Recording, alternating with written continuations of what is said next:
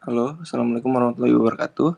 Hari ini pada tanggal 24 Oktober 2020, kami kelompok Marusyati akan mempresentasikan proposal penelitian kami yang berjudul Pengaruh Campaign Effectiveness dan Social Influence terhadap Intelijensi Donor. Dan berikut nama kelompok kami. Ada Fatima Zahra, Mario Ditya, Rusida Oliver Rahayu Gumelar, dan Sania Khairunisa. Next.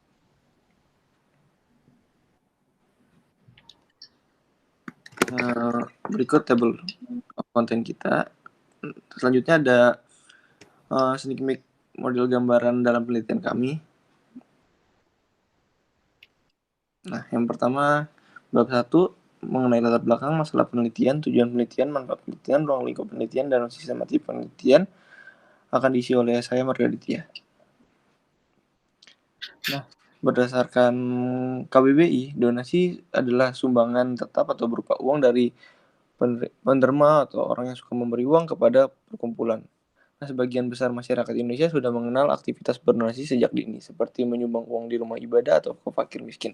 Maka Indonesia menjadi negara dengan improvement rate tertinggi terkait membantu orang lain dalam 10 tahun terakhir.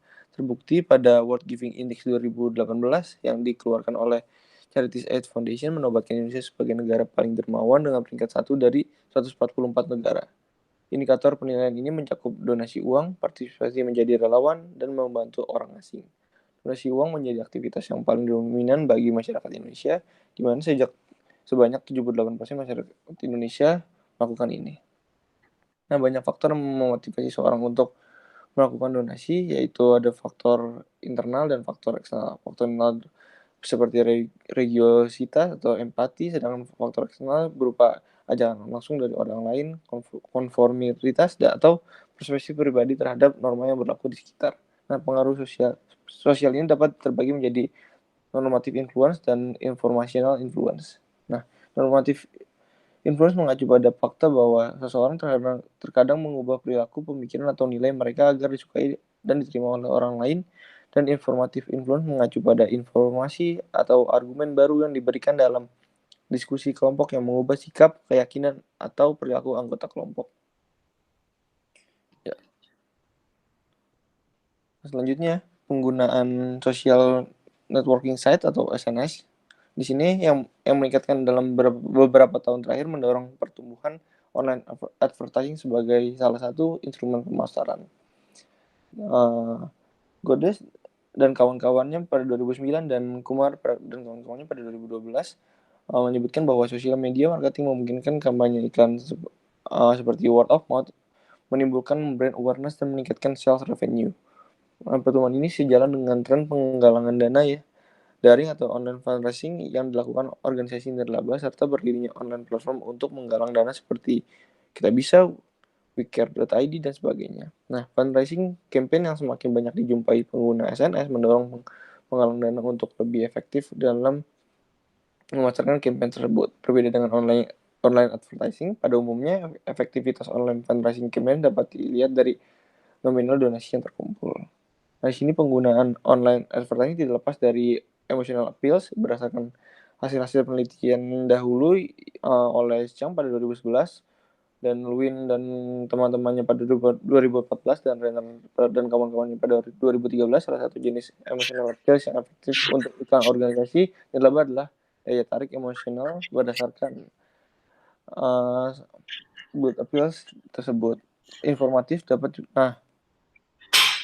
selain emotional appeals, informativeness dan kreativitas untuk iklan organisasi nirlaba dapat mempengaruhi efektivitas dalam melakukan online fundraising campaigns. Nah, di sini Hoffman dan teman-temannya pada 1996 berpendapat bahwa informativeness dapat diinterpretasikan sebagai kemampuan dari iklan dalam menyampaikan informasi kepada konsumen dalam rangka mencakupi kebutuhan mereka, meskipun iklan bukan merupakan bentuk dan seni.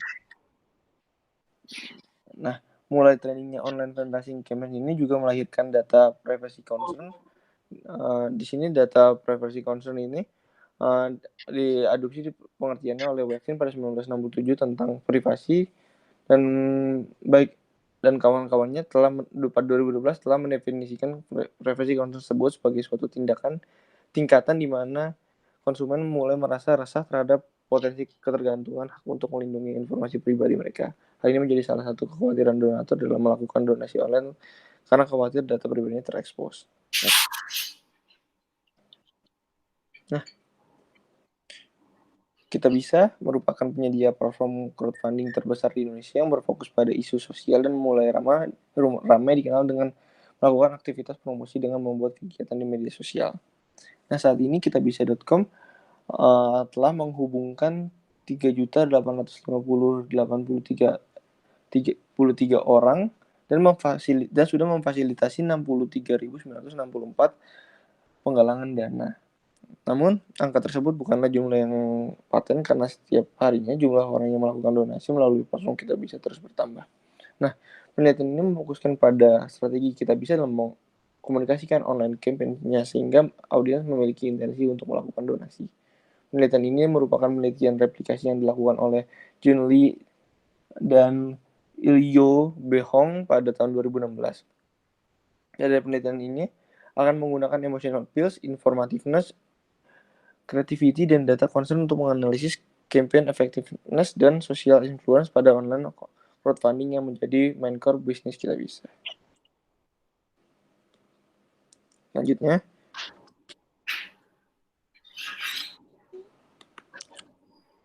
next.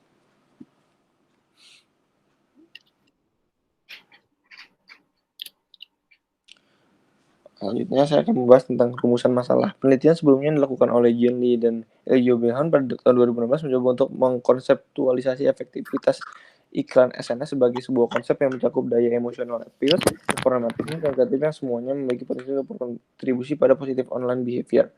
Penelitian ini kemudian menyimpulkan ada dua kesimpulan, yaitu pertama, hubungan antara intention to express empathy dan intention to donate memberikan implikasi utama bagi pengiklan dan pemasar.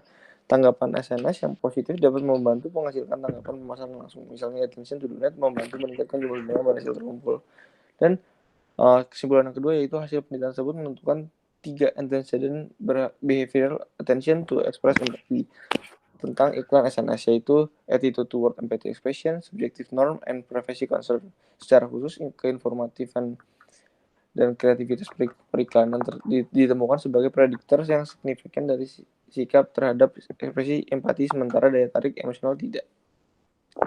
Selanjutnya, nah, oleh karena itu peneliti akan fokus untuk mengetahui pengaruh campaign effectiveness dan social influence terhadap intention to donate. Maka rumusan permasalahan penelitian dalam penelitian ini meliputi ke-9 variabel tersebut.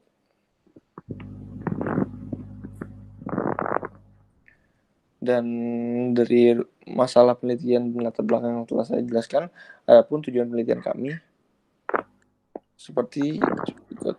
Next. Selanjutnya ada manfaat penelitian, ada bagi peneliti untuk dapat mengetahui lebih lanjut mengenai bagaimana pengaruh dari campaign effectiveness dan social influence terhadap intention to donate. Kedua, bagi akademisi ini menjadi bahan pertimbangan untuk para peneliti yang ingin melakukan penelitian yang serupa dengan penelitian yang kami lakukan atau jika ingin melakukan penelitian yang kami lakukan, serta juga untuk bagi perusahaan di mana penelitian kami ini yang dilakukan oleh peneliti diharapkan dapat menjadi bahan pertimbangan bagi organisasi nirlaba, perusahaan, atau individu untuk membuat online fundraising campaign yang efektif dan bisa mencapai target yang ditetapkan. Selanjutnya, ruang untuk penelitian. Di sini unit analisis kami, responden yang diterjunkan dalam penelitian merupakan milenial kelahiran tahun 1980 sampai 1994 dan generasi Z kelahiran tahun 1995 sampai 2010. Pernah menggunakan media sosial dan pernah berdonasi. Cakupan geografis, data yang dikumpulkan berada dalam wilayah Jabodetabek, Jakarta, Bogor, Depok, Tangerang, dan Bekasi. Di sini periode penelitian kami memakan waktu selama 3 bulan. Selanjutnya, yang berikut sistematika penelitian kami. Bab 1 ada pendahuluan, studi literatur. Bab 3 ada metodologi penelitian. Bab 4 ada analisis dan pembahasan. Dan bab 5 akan ada kesimpulan dan saran. Terima kasih. Oke, selanjutnya saya Shania akan menjelaskan bab 2 terkait tinjauan literatur. Next please. Oke, jadi yang pertama itu kami menggunakan teori of reason action dan social influence theory. Tapi kedua teori utama ini sebenarnya tidak akan masuk ke dalam model penelitian kami, di mana kedua teorinya hanya melandasi penelitian kami saja. Nah, Jadi kami menggunakan TRA itu untuk membuat model perilaku online pengguna social networking sites, di mana model ini membantu memprediksi perilaku dan niat konsumen.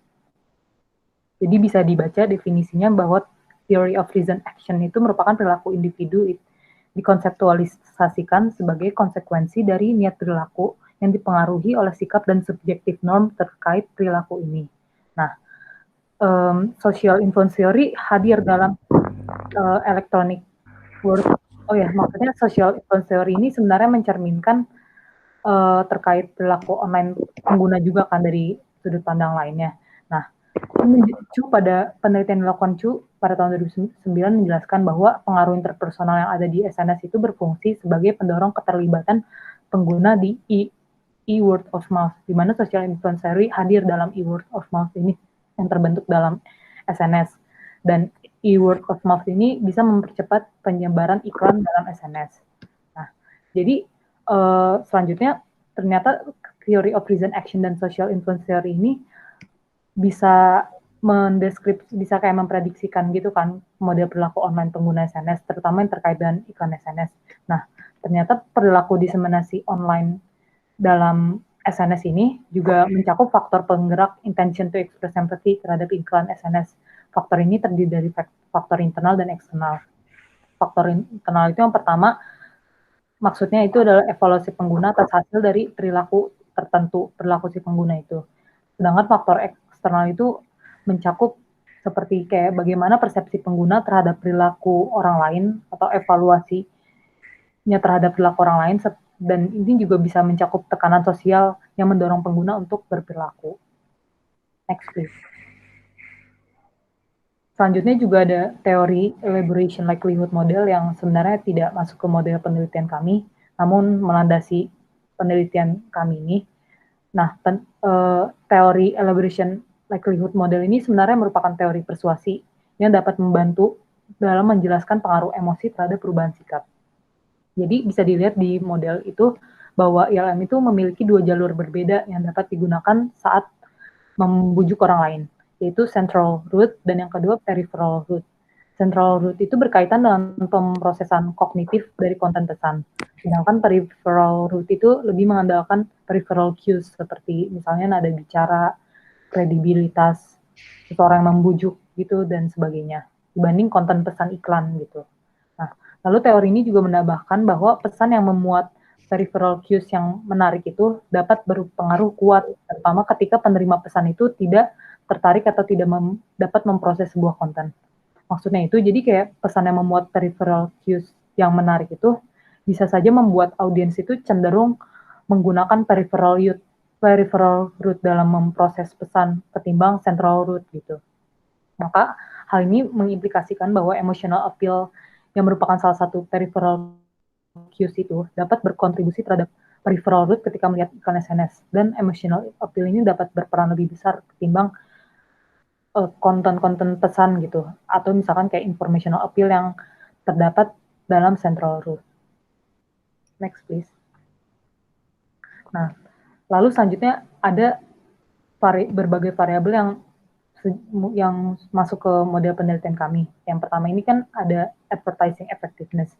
Namun sebenarnya advertising effectiveness ini merupakan konsep yang mempayungi 3 variabel yang digunakan dalam penelitian kami, yaitu emotional appeal, informativeness, dan advertising creativity. Jadi terdapat penelitian tentang advertising effectiveness yang memang menyatakan bahwa konsep advertising creativity, informativeness, dan entertainment itu membentuk sikap konsumen terhadap iklan.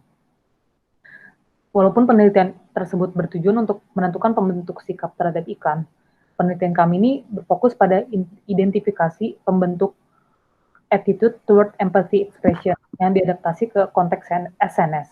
Maka konstruksi variabel attitude toward empathy expression ini yang akan dijelaskan nanti di beberapa slide selanjutnya. Konstruksi variabel attitude toward empathy expression itu akan didasarkan pada pembentuk sikap konsumen terhadap iklan. Makanya kami menggunakan advertising effectiveness gitu. Lalu bisa dilihat nih ada masing-masing emotional appeal itu merupakan metode persuasi yang dibuat untuk menciptakan respon emosional terhadap pesan dan menggunakan konten emosional seperti film horor, cerita sedih, dan sebagainya. Lalu juga mengacu pada ILM yang telah saya jelaskan sebelumnya, emotional appeal itu akan lebih efektif membujuk individu yang memiliki low information processing gitu, atau yang misalkan peripheral root yang seperti tadi saya jelaskan. Jadi mereka ini cenderung memiliki sedikit kemampuan untuk memproses pesan secara kognitif gitu. Jadi emotional appeal akan berperan lebih besar ketika dia mengalami peripheral root gitu, atau memproses informasi itu secara low kognitif gitu. Nah, lalu jenis emotional appeal ini terbagi menjadi dua, yaitu emotional appeal positif seperti humor, cinta, kebahagiaan, dan sebagainya. Sedangkan emotional appeal negatif yang termuat dalam konten atau iklan gitu, contohnya seperti rasa takut, atau rasa bersalah, atau rasa malu yang ditimbulkan dari iklan dan mempengaruhi kondisi emosional audiens atau penonton iklan tersebut. Gitu. Lalu variabel yang kedua itu adalah informativeness.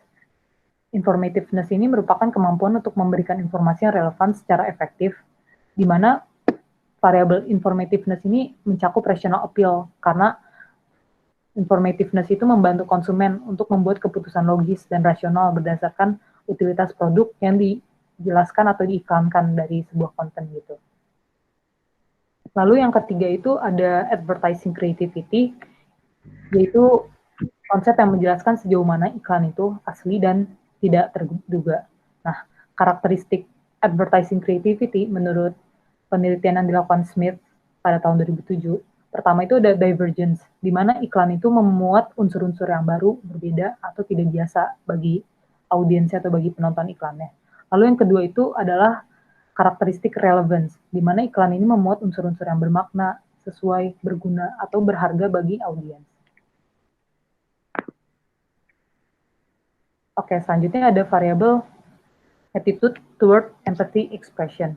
Nah, jadi attitude toward empathy expression ini berakar pada konteks attitude toward advertising, di mana pengertiannya attitude toward advertising itu merupakan kecenderungan untuk menanggapi dengan cara yang menguntungkan atau tidak menguntungkan untuk stimulus iklan tertentu selama kesempatan pemaparan iklan itu gitu. Jadi secara konseptual attitude toward empathy expression ini berakar pada konteks AD atau attitude toward advertising. Dan tapi akan kami kaitkan juga terhadap kepada konteks SNS. Nah, jadi dalam konteks SNS itu kan pengguna yang terpapar konten akan mengevaluasi konten terlebih dahulu, kemudian mengevaluasi perilaku ekspresi empati terhadap konten tersebut. Nah, jadi pengguna SNS ini bisa mengekspresikan tanggapan afektifnya atau bisa juga ya dikatakan sebagai ekspresi empati itu dalam bentuk evaluasi positif, misalnya mengklik tombol like atau share gitu sebuah konten. Atau bisa juga evaluasi negatif terhadap konten itu, misalnya dengan mengklik tombol dislike atau report. Nah, jadi evaluasi afektif positif berupa like and share itu merupakan contoh ekspresi empati secara virtual gitu, yang dilakukan pengguna terhadap pesan iklan gitu. Oleh karena itu, bisa dibilang like dan share dalam platform SNS adalah contoh ekspresi empati. Nah, selain itu, konsep attitude toward empathy expression ini juga mencakup sikap pengguna social networking services terhadap perilaku viral, yaitu perilaku pengguna di mana pengguna ini menunjukkan dan menyebarkan reaksi pribadinya terhadap iklan secara terang-terangan gitu. Jadi attitude toward empathy expression ini merupakan evaluasi pengguna tentang perilaku pengungkapan dan penyebaran reaksi positifnya terhadap iklan SNS. AEE ini dapat mempengaruhi keefektifan iklan karena keberhasilan word of mouth dari iklan itu bergantung pada AE pengguna dan perilaku viral. Nah, perilaku viral ini juga nanti akan dijelaskan di variabel intention to express empathy, karena variabel tersebut cukup berkaitan erat dengan attitude toward empathy expression. Next, please. Oke, selanjutnya ada social influences. Jadi social influences ini sebenarnya hanya merupakan landasan teori saja yang bisa membantu menjelaskan penelitian kami ini, di mana social influences itu terbagi menjadi dua, yaitu informational social influences dan normative social influences. Nah, kedua tipe social influences ini mencerminkan masing-masing variabel yang ada di slides, di mana informational social influences itu mencerminkan perceived herd behavior, sedangkan normative social influences itu mencerminkan subjective norm. Jadi bisa dilihat kalau pertama itu kan perceived hurt behavior ya. Secara definisi, hurt behavior itu atau perilaku kawanan merupakan suatu situasi sosial di mana individu sangat dipengaruhi oleh keputusan orang lain. Nah, karena informational social influence itu kan mencerminkan perceived hurt behavior. Nah, behavior ya. Informational social influence itu mengacu pada tekanan untuk menerima informasi dari orang lain sebagai bukti realitas gitu, dan umumnya dikenal sebagai informational cascades atau herd behavior. Nah, lalu kurangnya informasi, situasi ambigu dan tuntutan untuk bertindak bagi pengguna membuat seseorang atau pengguna ini mengganti informasi yang ia peroleh dari orang lain dengan mencari bukti langsung sendiri. Nah, hal ini tuh jadi kayak mencerminkan bagaimana seorang pengguna itu akan cenderung melakukan perceived behavior gitu, di mana dia akan mencari bukti langsung sendiri gitu. Contohnya misalkan saat pengguna pertama kali melihat iklan SNS gitu, di mana ia sendiri belum yakin terkait respon apa yang harus diberikan kepada iklan ini. Untuk mengatasi kebingungan dia ini, pengguna ini akan cenderung mengamati statistik atau informasi yang bersifat faktual terkait iklan ini, seperti jumlah like atau share sebuah post. Jika pengguna ini menemukan bahwa likes atau share post ini angkanya tuh tinggi gitu, kemungkinan pengguna itu merasakan strong perceived hurt behavior jika ia mengklik like atau share untuk meniru perilaku kawanan atau pengguna lain yang menjadi acuannya. Atau pengguna lain ini tuh maksudnya dia telah mengklik like atau share duluan di konten iklan itu. Selanjutnya ada subjective norm yang berlandaskan pada normative social influence.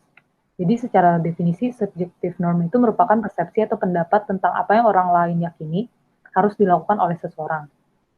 Seseorang akan memilih untuk menerima pengaruh, baik untuk membangun atau meningkatkan hubungan reward punishment yang menguntungkan dengan individu tertentu, atau bisa saja seseorang ini dia memilih untuk menerima pengaruh dari eksternal itu karena keinginan untuk diidentifikasikan dengan individu itu.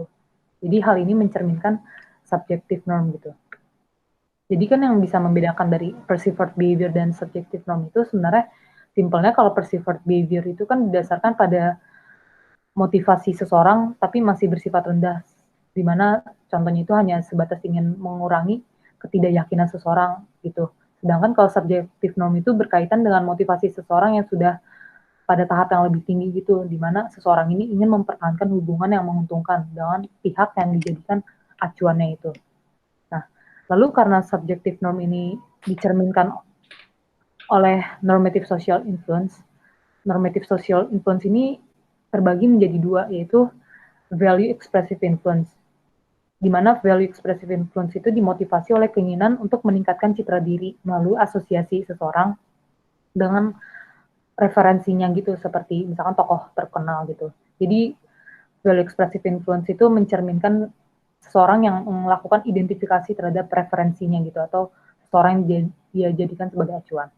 Lalu yang kedua itu ada utilitarian influence, di mana utilitarian influence itu hadir ketika seseorang memiliki kebutuhan untuk memenuhi ekspektasi orang lain untuk memperoleh reward atau menghindari hukuman gitu. Nah, jadi kesimpulan untuk subjektif normatif itu kebutuhan dasar untuk ikut serta terhadap suatu tren itu akan memicu kebutuhan tambahan lainnya bagi seseorang, di mana ia ingin menyesuaikan diri terhadap sikap dan norma kelompok yang ia jadikan sebagai acuan gitu. Nah, dari kedua kerangka teori ini, sebenarnya kemungkinan subjektif norm itu kan akan hadir dalam proses penyesuaian diri. Nah, subjektif norm ini lebih cenderung mencerminkan utilitarian influence gitu. Next, please.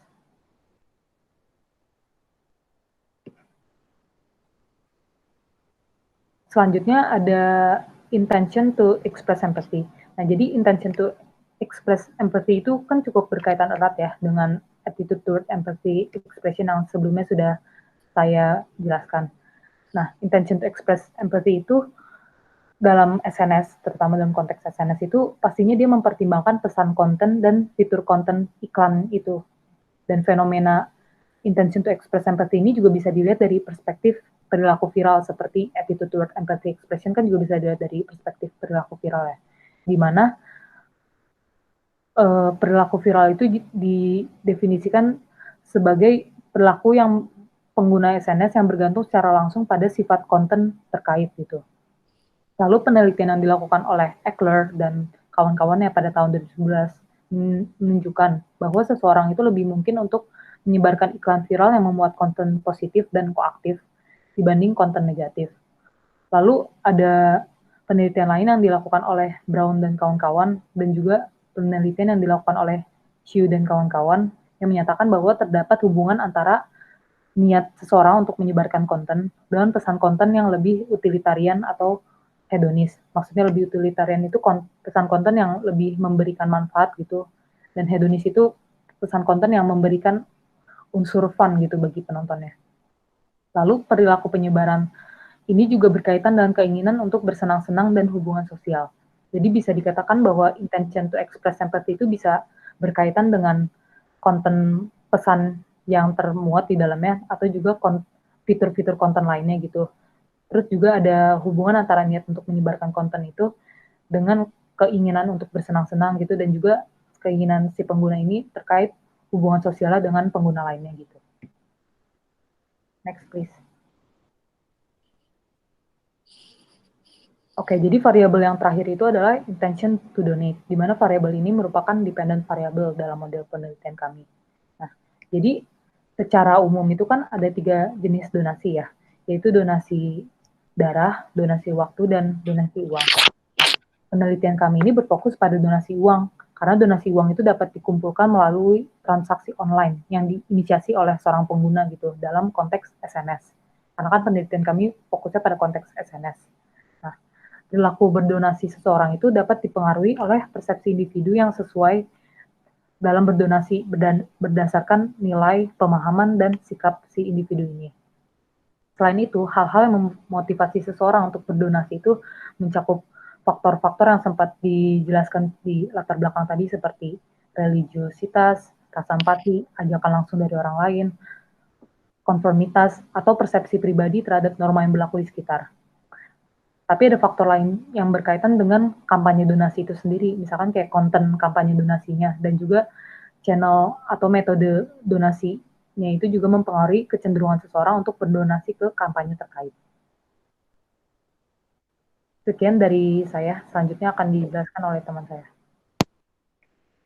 Assalamualaikum warahmatullahi wabarakatuh. Di bab 3 di metode penelitian nantinya akan dijelaskan oleh saya sendiri, Fatimah Zahra dan Rusida Gumelar. Lanjut masuk ke desain penelitian. Jadi penelitian kami ini merupakan penelitian yang konklusif dan deskriptif. Yang mana konklusif di sini maksudnya penelitian ini bertujuan untuk menguji hipotesis atau menjawab pertanyaan penelitian yang diajukan. Dan sedangkan untuk deskriptif, penelitian kami memberikan gambaran lengkap baik dalam bentuk verbal maupun numerical dan menyajikan informasi dasar akan suatu hubungan. Selain itu, penelitian kami mengumpulkan datanya secara single cross-sectional. Dan dalam menjalani rangkaian penelitian akan ada 3 tahap yang akan dilakukan oleh peneliti, yaitu wording, pretest, dan main task. Dan nantinya setelah data tersebut sudah terkumpul, data tersebut kita olah dengan menggunakan SPSS dan ListRel. Untuk metode pengumpulan data, ada 2, yaitu data primer dan juga data sekunder. Data primer merupakan data yang peneliti dapatkan dengan melakukan survei, yaitu nantinya kita akan membagikan self-administrated questionnaire kepada responden kami. Sedangkan untuk data sekunder, yaitu data yang diperoleh melalui jurnal, artikel, buku-buku, dan semuanya yang dari internet yang dapat membantu menjawab permasalahan pada penelitian kami. Selain itu ada metode pengambilan sampel. Metode teknik pengambilan sampel dalam penelitian kami adalah non-probability sampling, yaitu teknik sampling yang bergantung pada penilaian pribadi, di mana setiap elemen dalam populasi tidak memiliki peluang yang sama untuk menjadi sampel. Mengapa teknik tersebut kami gunakan? Karena peneliti tidak mengetahui secara pasti jumlah populasi dari target sampel yang dipilih. Dan spesifiknya teknik yang digunakan adalah purposive sampling, karena teknik ini merupakan teknik non-probability sampling yang memenuhi parameter yang ditetapkan oleh kami, yaitu penulis. Nantinya peneliti akan menggunakan pertanyaan screening untuk memastikan bahwa responden mengisi kuesioner telah memenuhi persyaratan. Dan dengan jumlah item pertanyaan yang kami miliki, yaitu sebanyak 31 pertanyaan, maka responden yang kami butuhkan dalam penelitian ini nantinya adalah 155, yaitu 5 kali lipat dari item pertanyaan kami. Nah, berikut merupakan pendekatan model dan hipotesis. Jadi, seperti yang diketahui, penelitian ini mereplikasi penelitian yang telah dilakukan oleh Ji-en Lee dan Il-yu pada tahun 2016. Dan berikut merupakan model dari penelitian kami yang mana telah kami adaptasi dari penelitian sebelumnya. Dan di bawah sini ada hipotesis, yaitu berikut merupakan hipotesis dari penelitian kami, di mana terdapat total ada 9 hipotesis, yang mana H1 hingga H8 mempraduga bahwa variabel yang satu berhubungan positif dengan variabel lainnya. Contohnya seperti di H1, attitude toward empathy expression berhubungan positif dengan intention to express empathy, intention to express empathy terhadap intention to donate, emotional appeal terhadap attitude toward empathy expression, informativeness berhubungan positif dengan attitude toward empathy expression, advertising creativity berhubungan positif dengan attitude toward empathy expression, subjective norm berhubungan positif dengan intention express empathy, perceived hurt behavior terhadap intention to express empathy, perceived hurt behavior terhadap subjective norm, dan yang terakhir, sedangkan untuk yang terakhir di H9, hipotesis 9 ini mempraduga bahwa variabel yang satu, yaitu privacy concern, berhubungan negatif dengan variabel lainnya. Sekian dari saya. Selanjutnya akan dijelaskan oleh Rusi. Oke, selanjutnya presentasi akan saya lanjutkan. Jadi, selanjutnya akan kita bahas itu adalah desain dan sistematika kuesioner di penelitian yang akan kita teliti. Jadi, sebelum kita membagikan kuesioner, kita akan melakukan perkenalan dulu, memperkenalkan diri, menjelaskan tujuan penelitian dan penyebaran kuesioner, kemudian kita juga akan menjelaskan tema penelitian, dan menanyakan ketersediaan responden untuk mengisi kuesioner.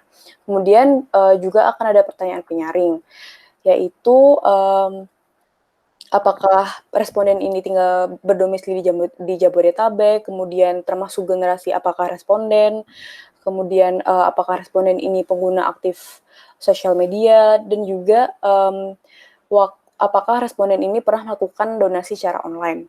Kemudian di bagian inti kuesioner nanti akan berisi pertanyaan dari ke-9 variabel yang sudah dijelaskan, yang diteliti dan merupakan pertanyaan replikasi dan adaptasi dari penelitian yang dilakukan oleh Lee dan Il-yu Behong pada tahun 2015, yang disesuaikan dengan konteks penelitian kami, yaitu intensi untuk berdonasi. Kemudian profil responden ini nanti menunjukkan profil atau data demografi dari responden yang mengikuti survei. Nah, profil responden ini nanti akan mencakup jenis kelamin, kemudian usia responden yang berada di rentang 18 sampai 64 tahun, kemudian domisili responden yang berada di Jabodetabek, kemudian pekerjaan responden yang bisa terdiri dari pelajar, pegawai negeri, pegawai swasta, dan lain-lain. Kemudian aplikasi media sosial yang digunakan bisa Facebook, Twitter, Instagram, Line, dan lain-lain, dan juga waktu rata-rata yang dihabiskan responden dalam menggunakan media sosial setiap harinya. Next. Nah, kemudian operasionalisasi variabel. Jadi, seperti yang sudah dijelaskan, kita memiliki 9 variabel.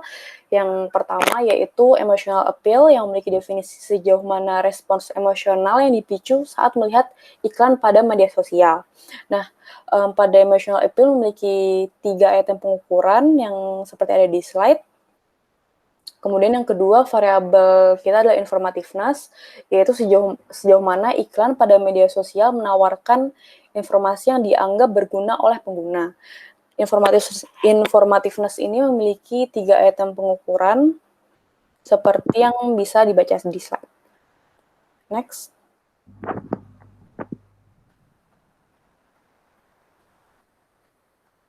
Nah, kemudian yang ketiga, yaitu advertising creativity, yaitu sejauh mana iklan pada media sosial itu asli dan tidak terduga. Nah, item pengukuran pada advertising creativity ini ada 4 item pengukuran. Kemudian privacy concerns, yaitu konsekuensi negatif yang dirasakan yang mungkin timbul dari pengungkapan informasi pribadi kepada orang lain di media sosial. Nah, item pengukuran dari privacy concerns ini ada 3 item pengukuran. Next. Kemudian perceived hurt behavior. Jadi perceived hurt behavior ini adalah tekanan sosial yang dirasakan untuk menyesuaikan diri dengan perilaku orang lain sebagai konsekuensi dari paparan perilaku online mereka di media sosial. Nah, item pengukuran dari perceived hurt behavior ini ada item pengukuran.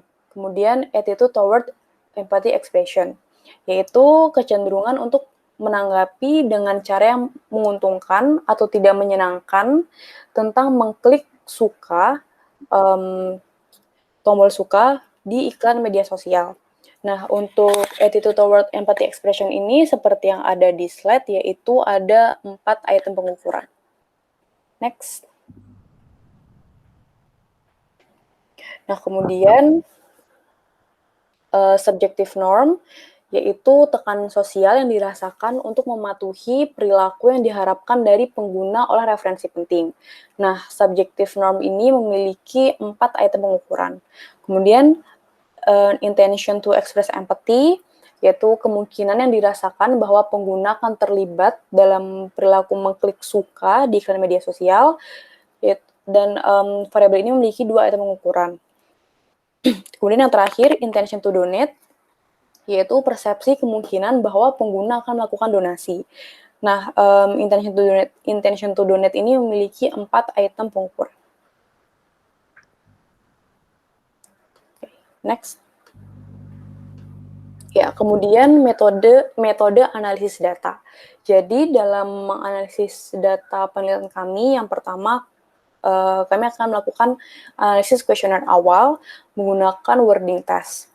Jadi wording test ini nanti akan menjelaskan dan juga akan ada pertanyaan yang memastikan responden itu memahami variabel yang akan kita tanyakan, dan juga responden dapat menginterpretasi arti dari variabel tersebut. Apabila nantinya responden memiliki kata-kata yang sulit dipahami, responden dapat menolak untuk menjawab pertanyaan. Nah, selanjutnya, analisis kuesioner awal ini akan dilanjutkan ke tahap selanjutnya, yaitu pretest. Dan analisis kuesioner awal ini atau wording test ini akan diberikan kepada 5 responden. Nah, kemudian di tahap selanjutnya, yaitu pretest, itu nanti akan diberikan kepada 30 responden sebelum mengumpulkan data primer untuk penelitian. Nah, pada saat melakukan pretest ini akan dilakukan uji validitas dan reliabilitas. Nah, untuk uji validitas ini kita akan menggunakan KMO dan Bartlett. Jadi kalau KMO dan Bartlett ini kedua kriteria akan terpenuhi jika skor masing-masing ukuran yaitu lebih dari 0,5 dengan penambahan faktor loading yang membutuhkan skor lebih dari 0,5 untuk setiap indikator pertanyaan.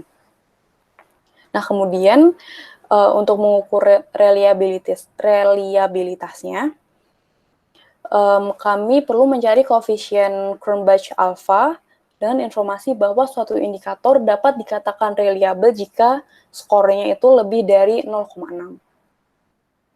Kemudian analisis distribusi frekuensi. Jadi melalui analisis ini kami dapat mengidentifikasi profil dan karakteristik responden yang diperoleh dari data primer yang sudah kita kumpulkan dengan mengukur kategori-kategori yang terdapat pada profil responden beserta beberapa pertanyaan inti. Kemudian yang terakhir uji SEM. Jadi uji SEM ini dibagi menjadi 2 analisis model. Yang pertama analisis model pengukuran dan analisis model struktural. Nah, pada analisis model pengukuran ini ini kita merupakan uji validitas menggunakan SLF atau Standardized Loading Factor dari setiap indikator. Nah, suatu indikator ini dinyatakan tepat dalam mengukur sebuah variabel atau valid jika memiliki nilai t-value lebih dari sama dengan 1,965 dan SLF-nya skornya lebih dari 0,5. Kemudian uji reliabilitasnya kita menggunakan CR atau Composite Reliability yang mengukur keseluruhan nilai varians yang sebenarnya terhadap keseluruhan nilai total varians. Nah, reliabilitas yang baik ini apabila memiliki nilai CR lebih dari sama dengan 0,7. Nah, kemudian selain CR, dalam menguji reliabilitas, kita juga menggunakan VE atau variance extracted. Nah, VE ini mengukur varian keseluruhan indikator yang dapat dijelaskan oleh suatu variabel laten. Reliabilitas yang baik memiliki nilai VE lebih dari sama dengan 0,5. Nah, kemudian untuk analisis model strukturalnya, menggunakan uji kecocokan atau goodness of fit yang merupakan model pengukuran dilakukan untuk melihat tingkat kecocokan antara data yang ada dengan model. Nah, pengukuran goodness of fit ini terbagi menjadi 3 kelompok utama, yaitu ukuran kecocokan absolut, ukuran kecocokan incremental, dan ukuran kecocokan parsimonus. Nah, kemudian untuk selain itu, analisis model struktural ini juga menganalisis hubungan kausal yang memeriksa t-value dan koefisien determinasi R atau R kuadrat. Hubungan antara variabel laten dinyatakan memiliki pengaruh signifikan dan positif jika t-value pada persamaan strukturnya lebih dari sama dengan 1,645. Nah, t-value lebih dari sama dengan 1,645 ini juga mengindikasikan bahwa hipotesis dari hubungan antara variabel laten dapat diterima. Nah, nilai koefisien determinasi R atau R kuadrat ini menunjukkan seberapa besar variasi variabel dependen dapat dijelaskan oleh variabel independennya. Nah, pada uji SEM ini nanti kita akan mengumpulkan 155 responden. 5 kali lipat dari pertanyaan di operasionalisasi variabel. Oke, next. Ya, sekian presentasi dari kelompok kami. Terima kasih dan selamat pagi.